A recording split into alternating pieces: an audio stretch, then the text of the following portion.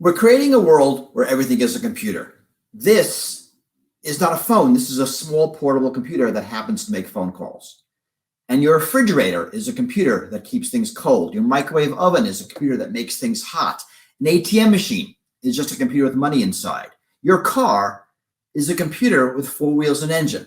Actually, it's a 100+ computer distributed system with four wheels and engine. This is more than the internet. It's actually more than the Internet of Things. It's an immersive computational world that we live in 24/7. And this means two things. It means that internet security becomes everything security. And it means all the lessons from my world of computer security become applicable to everything everywhere. So I want to start with 6 lessons about why computers are still hard to secure. So lesson 1, most software is poorly written and insecure. And this is basically economic. We don't want to pay for quality software. A good, fast, cheap, pick any two. We tend to pick fast, cheap, and features over security. That's what the market wants.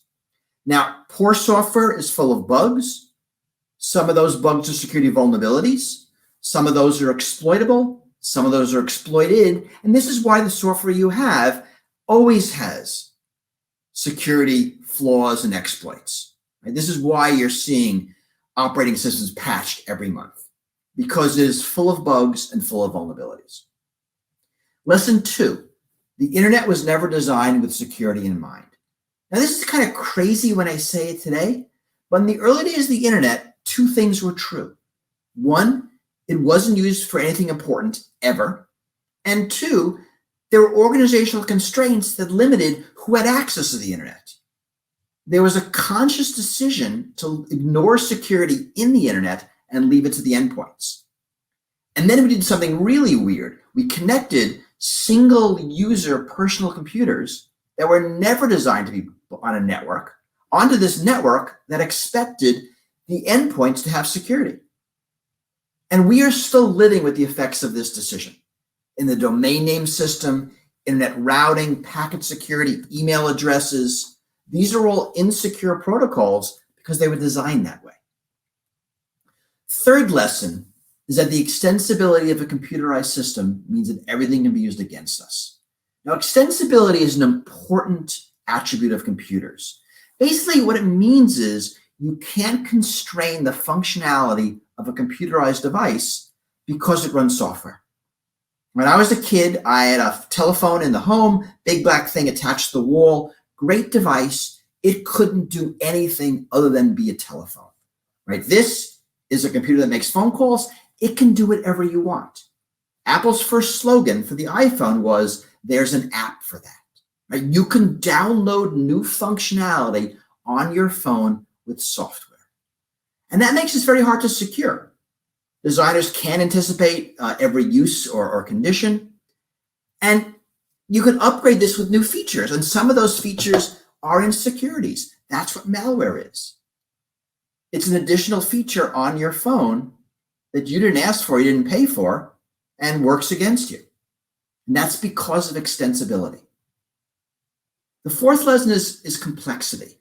The complexity of computerized systems means that attack is easier than defense. A lot of reasons for this. Basically, complexity is the worst enemy of security. The more complex a system is, the harder it is to secure, the easier it is for an attacker to find a vulnerability. Right? Complex systems have larger attack surfaces. The fifth lesson is that there are new vulnerabilities in the interconnections. As we connect things to each other, vulnerabilities in one thing affect other things. And we see this again and again in cyber attacks. Vulnerabilities here allow a hacker to penetrate a company, and they move through and get to some important part of the network. We see that in governments, criminals, lots of examples of this. And we'll talk more about it when we talk about supply chain attacks. Now, these are really hard vulnerabilities to fix because you don't actually know what's going on until you're actually in the exact network. So lesson 6 is that attacks always get better, easier, and faster. Some of this is Moore's law. Computers get faster. A password that was strong 10 years ago might not be strong today, not because we're smarter at password guessing, we're just faster at it. But we do get smarter. Attackers get smarter and adapt, and expertise flows downhill. What today is a top secret NSA program, tomorrow is someone's PhD thesis, the next day it's a criminal hacker tool. And we see this again and again in all sorts of areas. So none of these 6 lessons are new. We've been living with these for decades, but up to now, it's really been a manageable problem. And I think for a confluence of reasons, we're reaching a crisis.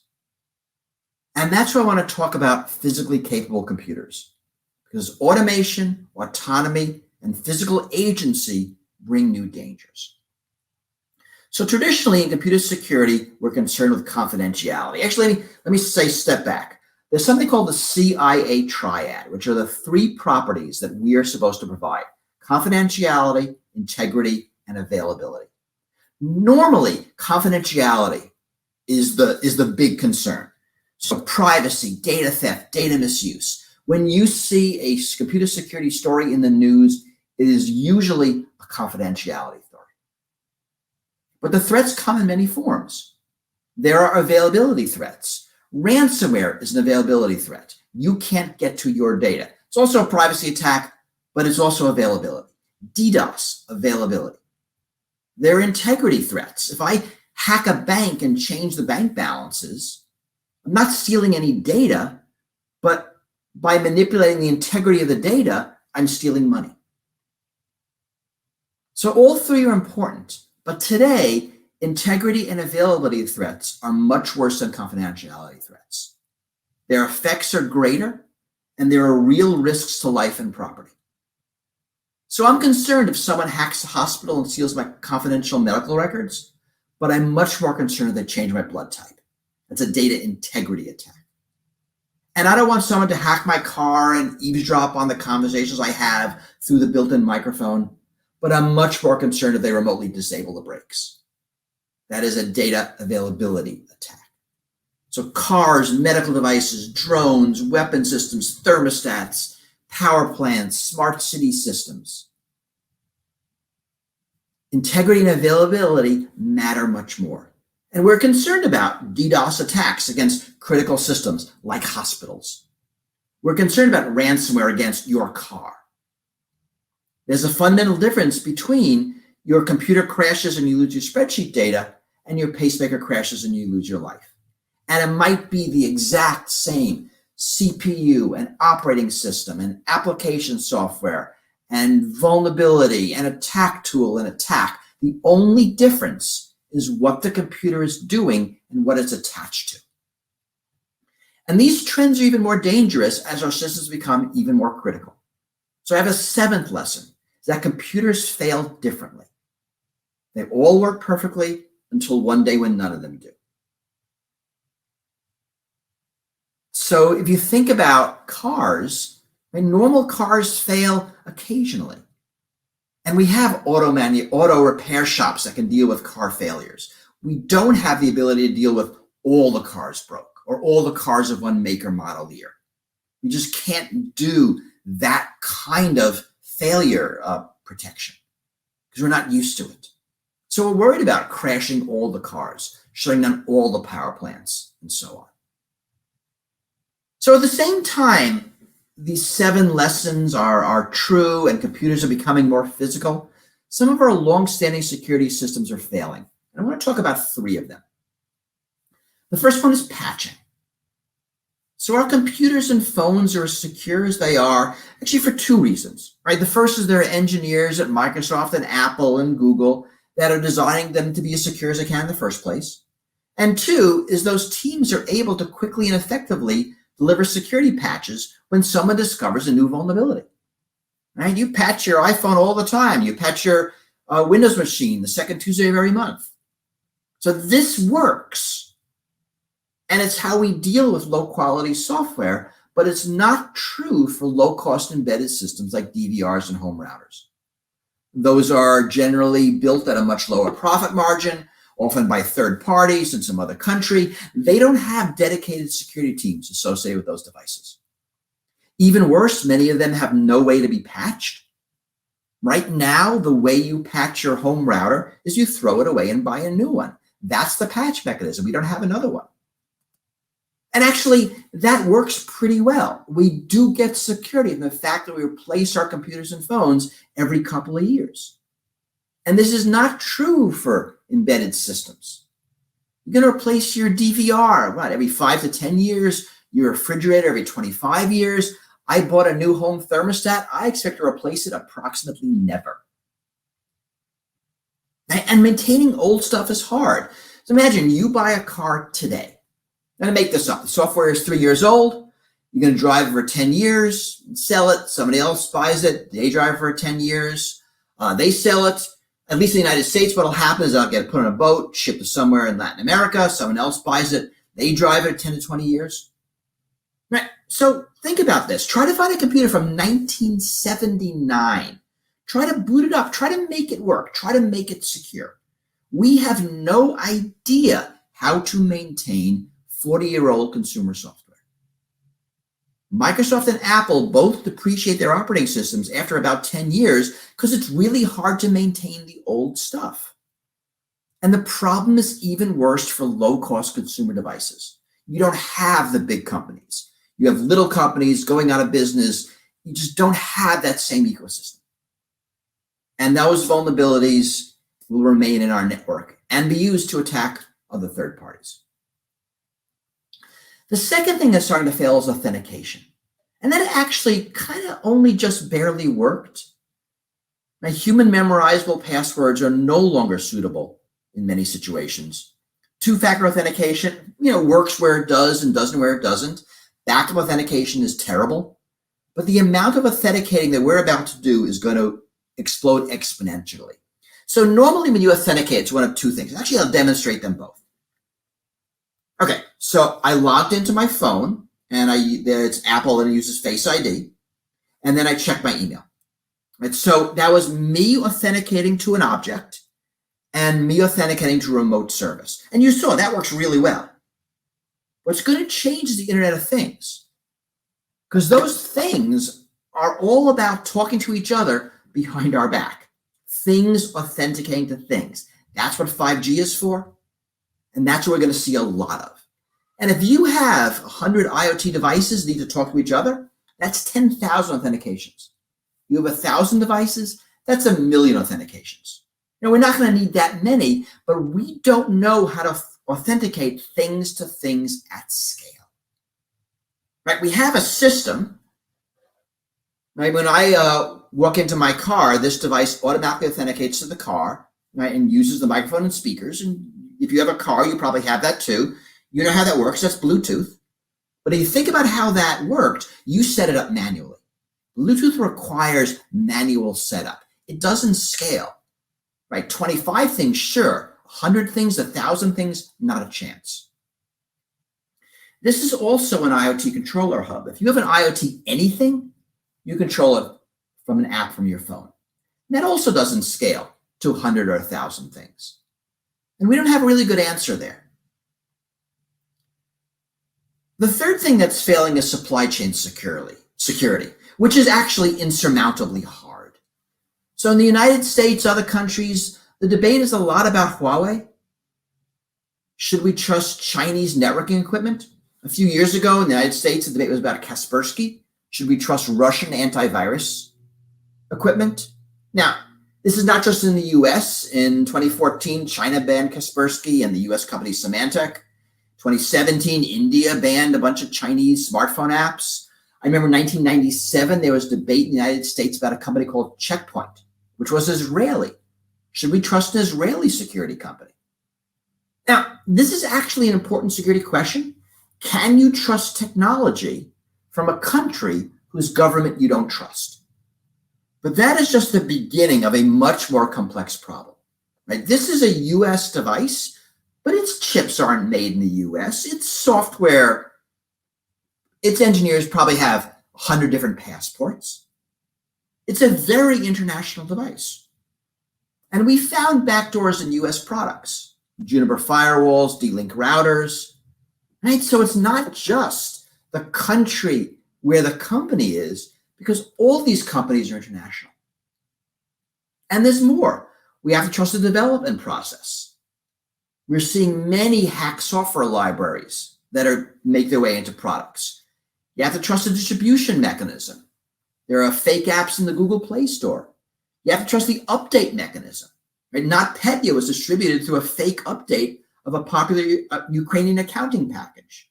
The SolarWinds attack, right? That was a hacked update that the company pushed out.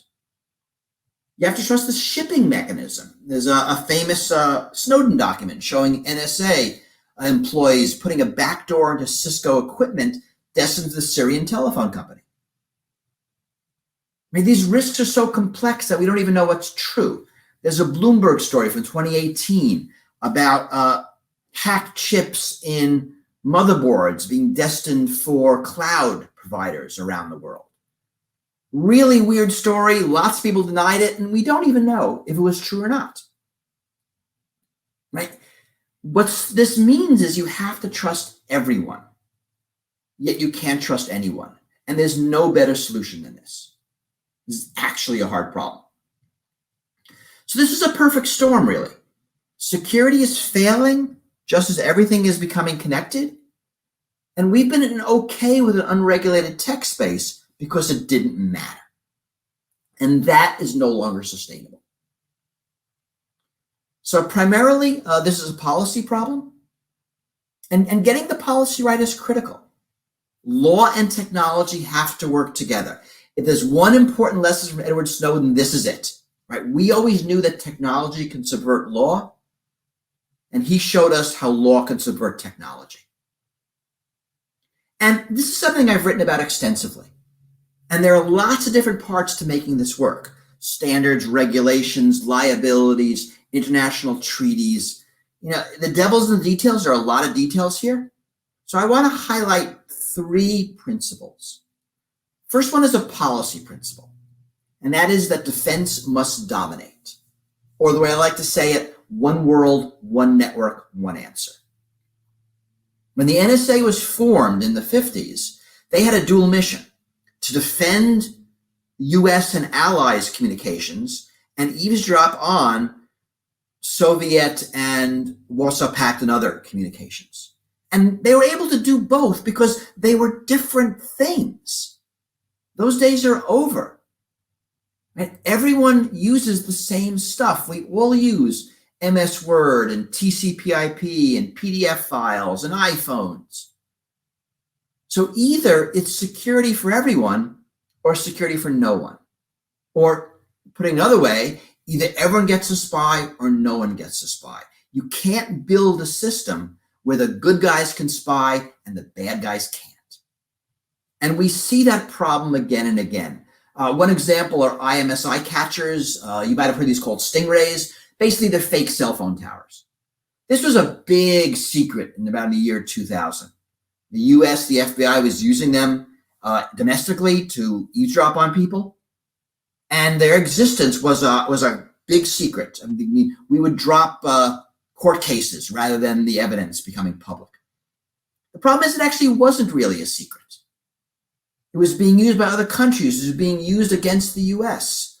I think in 2014, a magazine drove around Washington, D.C. and found lots of these run by we don't know who. And today, you can build one yourself. There's software available on GitHub. If you have a radio card for your computer, you can buy one on Alibaba.com. They cost about $1,000. Right? So you either have to build the cell phone network to prevent these kinds of attacks, or you're vulnerable to them. And you can't use them and keep it secret. And so we have to design for security and not design for surveillance. It's a really important principle. All right, I have a tech principle, and that's we need to build in resilience. We need to assume insecurity and design systems that work anyway. And there are lots of ways to do this. We kind of know what they are, right? Defense in depth, compartmentalization, avoiding single points of failure, ways to fail safe, fail securely, removing functionality, deleting data, think about systems that monitor other systems. And there's really an interesting research question here. And I think it's one that rivals the internet itself. The internet, back in the 60s, 70s, was created to answer this question. Can we build a reliable network out of unreliable parts in an unreliable world? I have a similar question. Can we build a secure network out of insecure parts in an insecure world? The answer isn't obviously yes, but it's not obviously no either. And we should find out. And then I have an economic principle, and that's we need to build in security incentives. So let me tell you the story of SolarWinds. SolarWinds is a network infrastructure company. It was hacked by the Russians a couple of years ago. The company was owned by a private equity firm. Thoma Brava, who's a Brazilian billionaire, owned the company. And the way private equity tends to work is they buy up companies that are sticky, where it's kind of annoying for the customers to leave, and then they make the products and services as bad as possible without losing their customers too quickly, right? Pulling as much money out. And that's what happened with SolarWinds. And that's the reason their security was so bad that the Russians were able to penetrate the company, put a backdoor in an update, and get that sent out to 14,000 networks worldwide. And this kind of economic incentive problem isn't an anomaly. It's why banking websites are insecure. It's why phones are so vulnerable to SIM swapping attacks. It's why Facebook and social networks really do a terrible job at removing hate and misinformation. It's why IoT devices are so insecure. The economics incentives are for insecurity. We need to raise the cost of insecurity and thereby incent security. And this will spur innovation in security. The real question, actually, I think, is how to get from here to there. Right? Markets can't solve this. They're short-term, they're profit-motivated at the expense of society. They don't solve collective action problems. Right? Government is the entity we use to solve problems like this. Government is how we act collectively as citizens and not individually as consumers. So of course there are going to be problems. It's actually really hard for governments to be proactive. Regulatory capture is a thing. And there's a real problem between security versus safety. Difference between a static safety environment and intelligent and adaptive human adversary. Hurricanes, tornadoes don't change their behavior based on your security, but a human adversary does. And that is a big difference. And also how to regulate security in this fast-moving tech environment. That's not easy. So there are a lot of details here, and I don't have them here, but the alternative is not viable any longer. And I give this talk when I'm in Silicon Valley, which is very libertarian. And what I tell them is that governments are getting involved regardless. The risks are too great, the stakes are too high. Government is already involved in physical systems, like cars, planes, consumer goods. The physical threats of the IoT will spur them into action. Right? Our choice isn't between government involvement and no government involvement. Our choices are between smarter government involvement and stupider government involvement. And I want us to think about this now, the pros and cons, the details, so we're not surprised with bad regulation. Because good regulation incents private industry. Regulation will stifle innovation. That's a threat you hear whenever anyone talks about regulation. And we've heard it again and again with restaurant sanitation codes, automobile safety, everything. There's actually no evidence.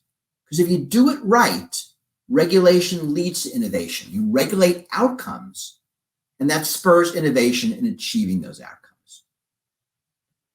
So Europe is moving in this direction, right? They passed the GDPR, the General Data Protection Regulation, with strong privacy and security requirements and real penalties, financial penalties they're imposing on companies. They're regulating AI, they're regulating Internet of Things. The United States is not doing much. The states are leading the way.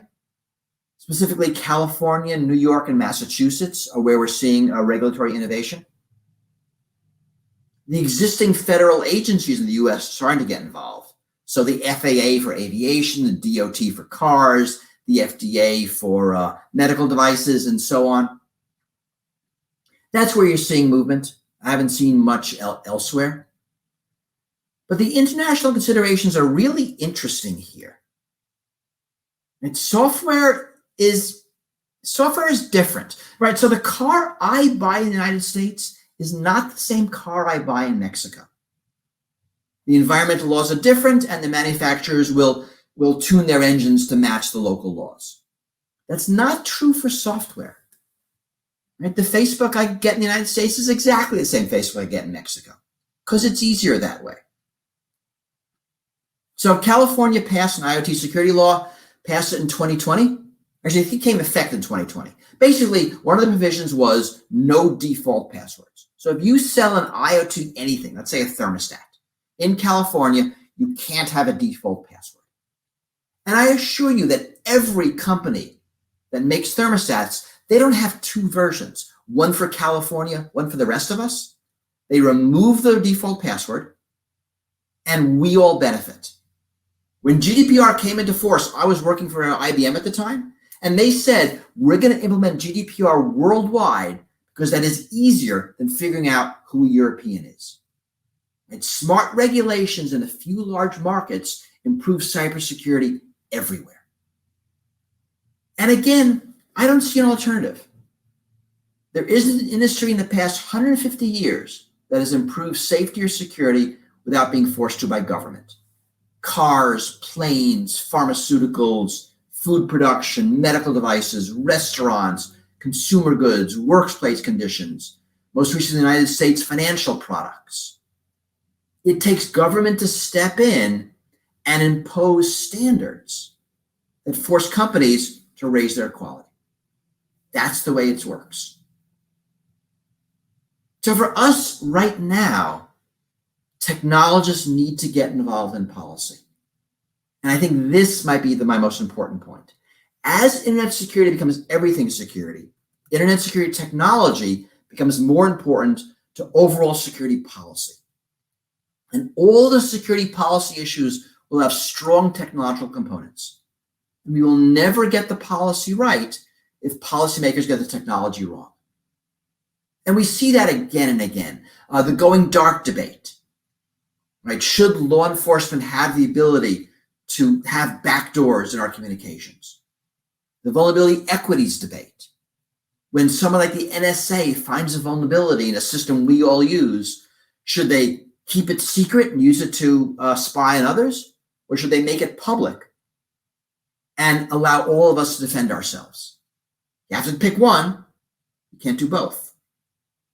What to do about voting machine security? Huge area of policy and technology. What to do about driverless car security? Another huge area. We can go down the line.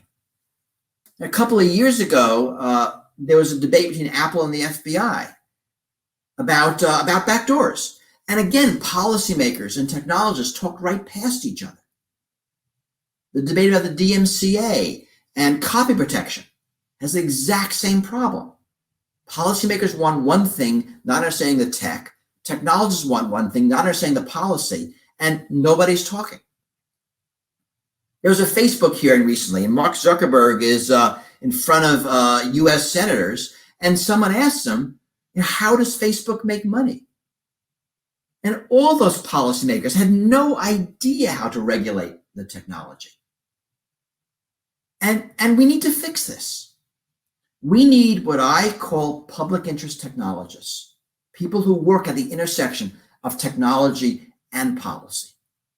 Right? Technologists need to get involved in policy discussions. Policymakers need technological expertise, not all of them, but enough so we can bridge this gap and actually create policy that works for technology.